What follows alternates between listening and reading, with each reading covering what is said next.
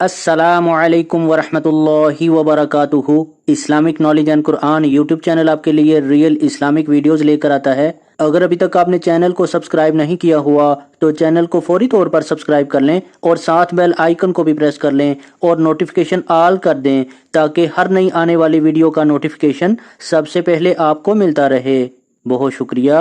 تو چلیے آج کی ویڈیو کا آغاز کرتے ہیں اللہ رب العزت کے بابرکت نام کے ساتھ۔ بسم اللہ الرحمن الرحیم۔ ویڈیو مکمل دیکھیے گا، بہت شکریہ۔ سورۃ الانعام، تعارف۔ سورۃ الانعام قرآن مجید کی چھٹی سورت ہے اور 7ویں پارے سے شروع ہو رہی ہے۔ یہ سورت مکہ مکرمہ میں نازل ہوئی۔ اس میں 165 آیات اور 20 رکوع ہیں۔ اس سورت کی آیت نمبر 136 میں الانعام کا لفظ مذکور ہے جو انعام کی جمع ہے۔ اس کے معنی مویشی کے ہیں۔ اس مناسبت سے اس کا نام سورۃ الانعام رکھا گیا ہے۔ اس سورت میں ان مشرکین کے نظریات کی تردید کی گئی ہے جو اپنے جانوروں اور مویشیوں میں بتوں کو حصہ دار ٹھہراتے تھے اور انہوں نے خود ساختہ عقائد سے چند جانور اپنے لیے حلال اور چند حرام قرار دے رکھے تھے۔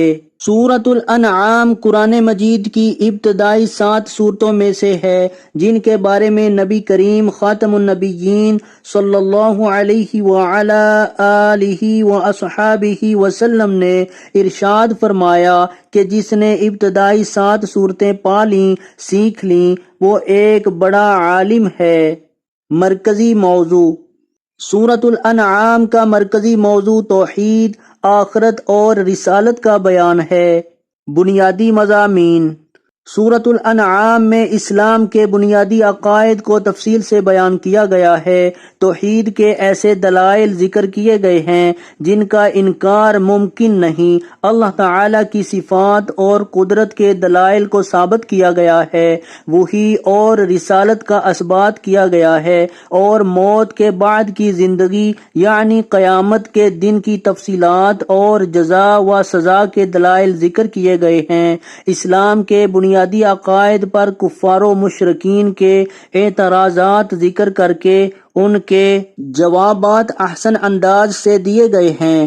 سورۃ الانعام میں مشرکین مکہ کو تخلیق انسانی اور تخلیق کائنات میں غور و فکر کی دعوت دی گئی ہے۔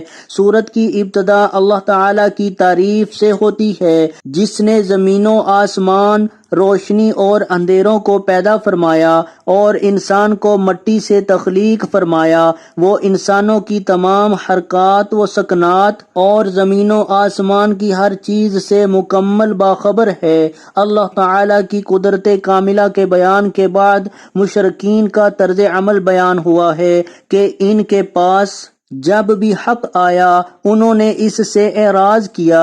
مشرکین نے ہمیشہ توحید کی دعوت دینے والی ہستیوں کا مذاق اڑایا، انبیاء کرام علیہم السلام کو ساحر کہا اور فرشتوں کے نزول کا مطالبہ کیا۔ اس صورت میں مشرکین کا طرز عمل ذکر کیا گیا ہے کہ جب وہ دلائل کے سامنے عاجز آ جاتے ہیں تو ایمان لانے کے بجائے بے بنیاد اعتراضات شروع کر دیتے ہیں۔ توحید کے دلائل کا ذکر کرتے ہوئے یہ بیان کیا گیا ہے کہ زمین و آسمان کا خالق صرف اللہ تعالیٰ ہے۔ وہ لوگوں کو کھلاتا اور پلاتا ہے، دکھ اور تکلیف کو دور کرنے والا اور ہر قسم کی بھلائی کا مالک ہے۔ اگر وہ کسی کی سماعت اور بصارت کو اچانک ختم کر دے تو اس کے سوا کوئی یہ صلاحیتیں واپس نہیں لوٹا سکتا۔ اس کے خزانوں اور زمین و آسمان کے غیب کو اس کے سوا کوئی نہیں جانتا۔ اللہ تعالیٰ ہی کے پاس غیب کی چابیاں ہیں۔ خشکی اور تری کی ہر چیز کا علم صرف اسی کے پاس ہے۔ اللہ تعالیٰ کا علم اس قدر وسیع ہے کہ روئے زمین پر کوئی پتا بھی گرے تو اس کے علم میں ہوتا ہے۔ وہی ساری کائنات پر غالب اور ہر چیز کی خبر رکھنے والا ہے۔ توحید اور قدرت الہی پر دیے گئے دلائل کے ضمن میں حضرت ابراہیم علیہ السلام کے ساتھ ساتھ دیگر انبیاء کرام علیہم السلام کا تذکرہ بھی کیا گیا ہے۔ یہ تمام انبیاء کرام علیہم السلام توحید کی دعوت دینے والے اور شرک سے بچنے کی تلقین کرنے والے تھے۔ سورۃ الانعام میں نبی کریم خاتم النبیین صلی اللہ علیہ وعلی آلہ واصحابہ وسلم کو مخاطب کر کے یہ کہا گیا ہے کہ آپ خاتم النبیین صلی اللہ علیہ وعلی آلہ واصحابہ وسلم وحی الہی کی پیروی کریں اور مشرکین سے اعراض برتیں۔ اللہ تعالیٰ نے آپ خاتم النبیین صلی اللہ علیہ وعلی آلہ واصحابہ وسلم کو ان مشرکین پر نگہبان یا محافظ بنا کر نہیں بھیجا۔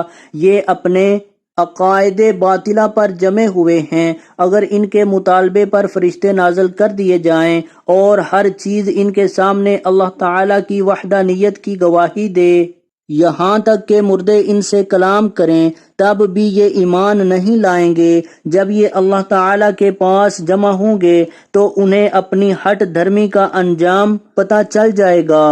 توحید باری تعالیٰ کے دلائل کے بعد حلال و حرام کے مسائل بیان کیے گئے ہیں اور مشرکین کے خود ساختہ اصولوں کی نفی کی گئی ہے۔ واضح کیا گیا ہے کہ چیزوں کو حلال اور حرام قرار دینے کا اختیار صرف اللہ تعالیٰ کا ہے۔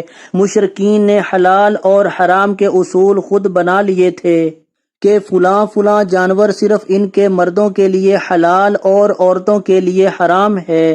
کچھ نے چوپایوں پر سواری کو حرام قرار دے دیا تھا اور کچھ نے چوپایوں کو بتوں کے نام پر وقف کر دیا تھا اور انہیں ذبح کرتے وقت یا ان پر سوار ہوتے وقت اپنے بتوں کا نام لیتے تھے۔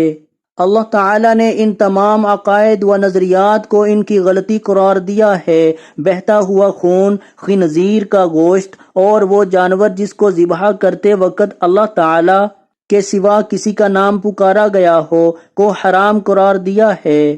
سورۃ الانعام کی آیت 151 سے 153 میں حکم دیا گیا ہے کہ اللہ تعالیٰ کے ساتھ کسی دوسرے کو شریک نہ ٹھہرایا جائے، والدین سے حسن سلوک کیا جائے، اولاد کو رزق کی کمی کے ڈر سے قتل نہ کیا جائے، بے حیائی کے قریب نہ جایا جائے اور قتل و غارت گری نہ کی جائے۔ یتیموں سے حسن سلوک کرنے کا حکم دیا گیا ہے اور ان کا مال کھانے سے منع کیا گیا ہے۔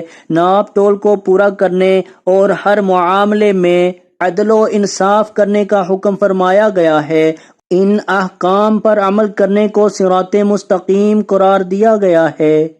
تو آج کی ویڈیو اگر اچھی لگے تو اس کو لائک، شیئر اور کمنٹ میں اپنا اظہار ضرور کیجیے گا۔ ویڈیو دیکھنے کا بہت شکریہ۔ جزاکم اللہ احسن الجزاء فی الدنیا والآخرہ۔ السلام علیکم ورحمۃ اللہ وبرکاتہ۔